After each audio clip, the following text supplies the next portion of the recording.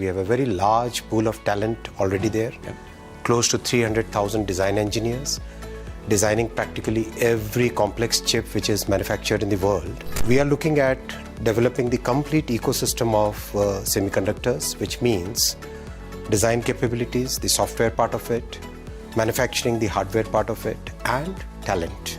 We have announced and committed developing 85,000 talent, which includes engineers, BTech, MTech, PhD, and technicians for managing the clean rooms, working out the machines, the entire spectrum over the next 10 years. The construction of the first plant started in September 23. The entire world has developed a very big amount of trust on India. We have signed memorandum of cooperation with US, with Europe, with Japan on semiconductors. We are working with the South Korean government and South Korean companies.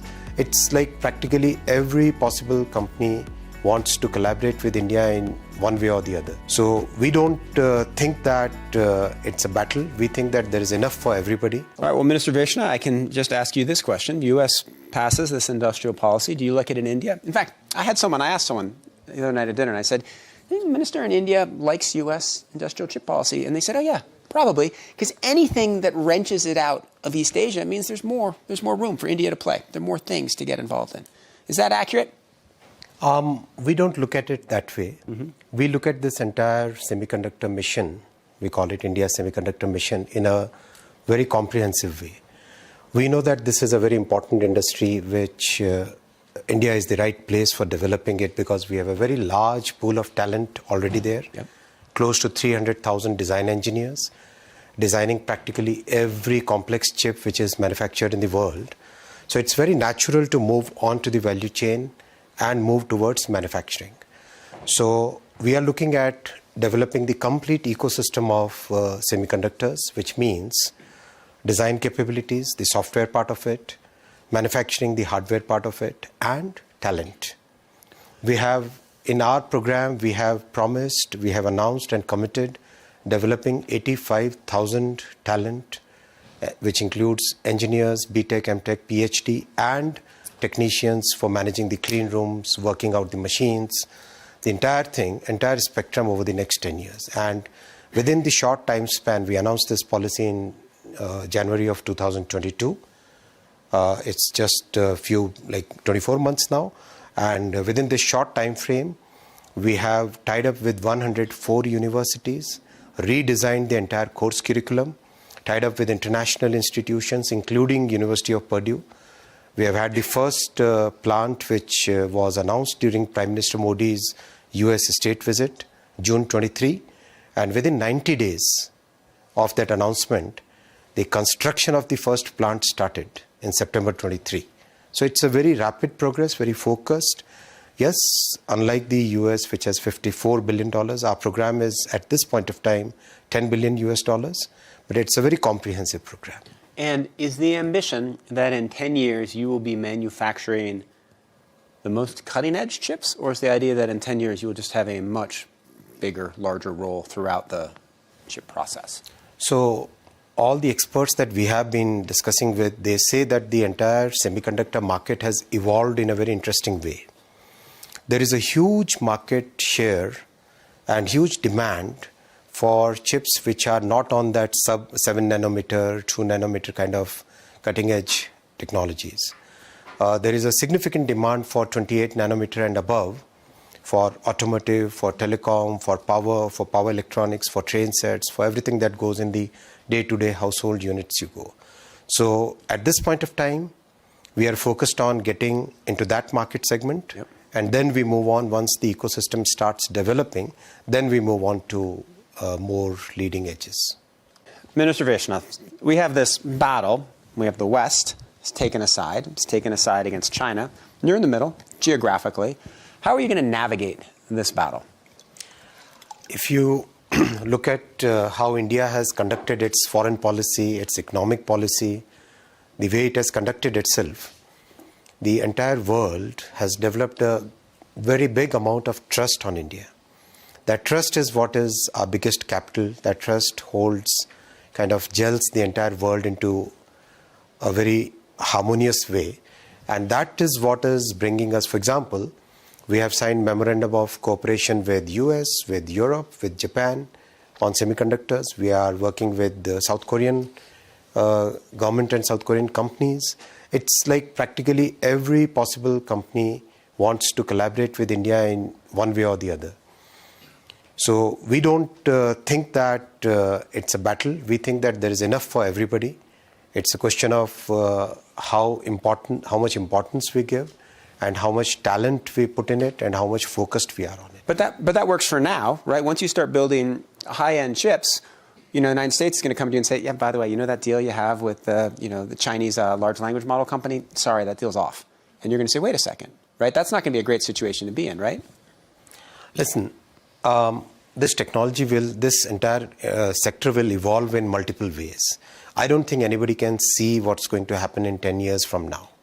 It's something which is too complex and too dynamic and too uncertain for anybody to make a bet that, okay, this is how the sector will be in 10 years from now. Just take 5 years from now, 5 years back, nobody thought that 28 nanometers or 40 nanometers would be viable anymore, right? But the way electric vehicle industry has evolved, the way the telecom has become all pervasive, those legacy nodes, as they were called, have become very important market share today. So things will change. We'll keep evolving with it. Okay, Minister Vaishnav, you've been thinking about building up your industry, and you must have studied TSMC and how it was able to, grow so incredibly. It's a really astonishing story. I'm sure you've read Chris's book. When you thought about the different components where India can be most successful, how did you weigh them? Where have you decided? Because you've got a $10 billion investment, not a $50 billion investment. How are you allocating? And tell me where you think you have advantages and market edges. So the biggest priority is on design. That's where we have a very big strength. We have, as I said, about 300,000 design engineers. In design, we are advancing from being a back office to actually producing complete chip, or rather actually designing the complete chip, to going out to the customers, taking the concept, and then developing the entire chip. So that's a very important journey. So this is very big focus for us. The second big focus for us is to make sure that talent for all parts of the ecosystem gets developed. And in that, it's very important to continuously upgrade the course curriculums. It is very important to make sure that we are connected with the companies which are working on it. For example, Applied Materials. We've worked with them, and they have approved a $300 million investment in India, where they have set up a big base where they're designing the equipments, and that's an important point for ASML also. They are designing the equipment, manufacturing the components there, so that their own supply chain also becomes resilient. So there is a lot of collaboration. There's collaboration with another company where they have set up their most advanced training system called Semiverse, which will be used to train about 6,000 technicians in India in semiconductor manufacturing. So those kind of collaborations are what we are focusing on. Now, is this a major priority for India as you begin this industrialization, you build out this whole new sector of your economy? Yes, it is a very important priority sector for us. And another point I would like to add is, when we are developing the ecosystem, we have also looked at what is going to be the energy which goes into semiconductor manufacturing. So we have selected a cluster where close to 30,000 megawatt, which is going to be the biggest, largest renewable energy plant at one single location in the world. Currently, the largest is 7,000 megawatts. This will be 30,000 megawatts. So all this green energy will go into manufacturing, which includes semiconductors, which includes data centers also, of course. There will be a series of data centers which will be fed by renewable energy. So it's a very, very interesting and a very comprehensive way we are looking at. To the question that you were asking earlier, the power consumption issue will be solved by advanced packaging. A lot of it will come from design and advanced packaging.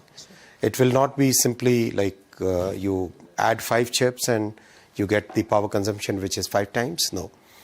Lots of research is going into that, and that's actually going to define the new Moore's law. That's actually going to define the climate sustainability. All right, so let's say that India ups its investment from $10 billion, increase chips investment from $50 billion to $500 billion.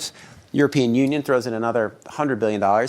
If all that were to happen, how long would it take for the United States to be, or for the West, to be able to survive the loss of TSMC? I mean, it would be measured in years, and in each one of those years, you would have a $1 trillion or multiple $1 trillion hit to world GDP. And so every year in which the U.S. catches up, the amount of leverage over TSMC does decline, correct?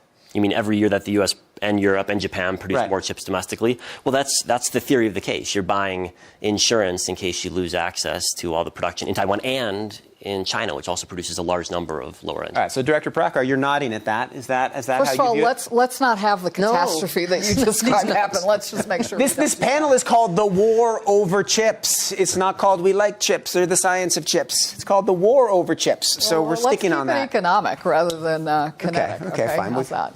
But do you agree with his analysis? I think Chris is really thoughtful on this, and I think it really points to how important semiconductors are in the economy, and then this dangerous concentration. That's exactly what the CHIPS Act is taking action to address. And do you have a sense of the time frame in which the West can become wholly resilient and independent?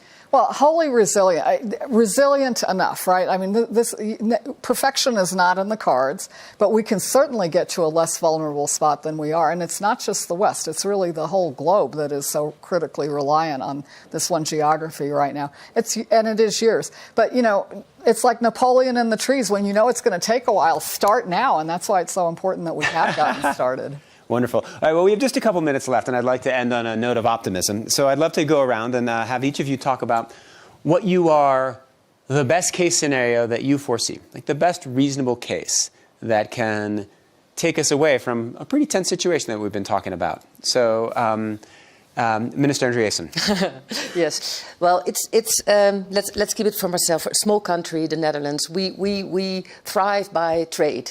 For decades, for centuries, our economy is dependent on trade, on open trade, and that's changing now. So it requires a new perspective, and I think that we can only do that because with the trade becoming less and the open trade is not open anymore. It also concerns welfare in the end. So it will have an effect. So we have to act carefully. And I think that talking about this and having the right leadership, not black or white, not the war zone, but sensible strategy, working together, finding the like-minded countries and parties and companies to build up these capabilities is the right thing to do. So, yeah. Mr. Vaishnav? I would echo the point that finding right-minded, the countries which can collaborate with each other and speeding up the collaboration, making sure that the countries which can contribute more, they get that opportunity, they get that investment, they get that technology. That would be the best case scenario for the world economy. And that is also a very good scenario for the economy of India. Of course. Chris? I would agree with that. I think the good news is that's already happening. Mm-hmm. People talk about deglobalization, but I see Intel investing more than ever in Ireland and in Germany and in Israel, TSMC investing in the United States and Japan. Deglobalization is not the story in the chip industry. There's bifurcation into a China sphere and a non-China sphere. Interesting. But the rest of the world is getting more globalized than ever. So if you were to look at the total amount of trade and the number of chips that are crossing borders and the parts that are crossing borders, that is going way up. It's just the West and China where it's declining. Well, there's trade flows and there's investment flows. And investment flows is where you see the real increase over the past couple of years. Wow. And you expect that to continue? I don't see any reason why it would reverse. Okay. Director Prabhakar? I think these were great comments. I'll add two things.